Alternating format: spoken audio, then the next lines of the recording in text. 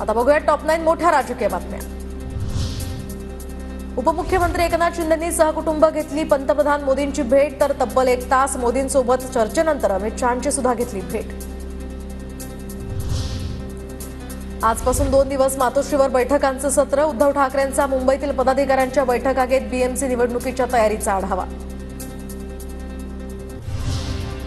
बेळगावमध्ये आजपासून काँग्रेसची 2 दिवस नवसत्याग्रह बैठक, मल्लिकार्जुन खरगे, राहुल गांधी या बैठकीला उपस्थित राहणार।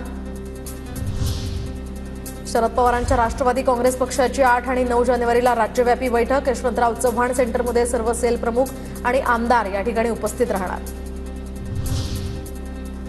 शरद पवार गटाची प्रदेश कार्यकारिणी बरखास्त करा, शरद पवार गटाचे प्रवक्ते विलास लवांडे यांची शरद पवारांकडे मागणी, प्रवक्त्यांना पक्षात महत्त्व दिलं जात नाही, लवांडे यांचा पक्षाला घरचा आहे।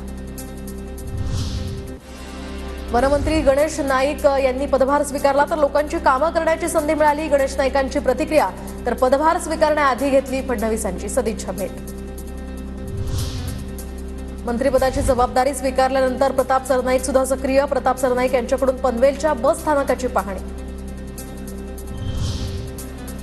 100 दिवसांच्या नियोजन आराखड्यासंदर्भात मुख्यमंत्र्यांची बैठक, मुख्यमंत्री फडणवीस वनमंत्री कृषी उच्च आणि तंत्रशिक्षण विभागाचा आढावा घेणार, तर 100 दिवसांच्या नियोजनासंदर्भात रोडमॅप तयार केला जाणार।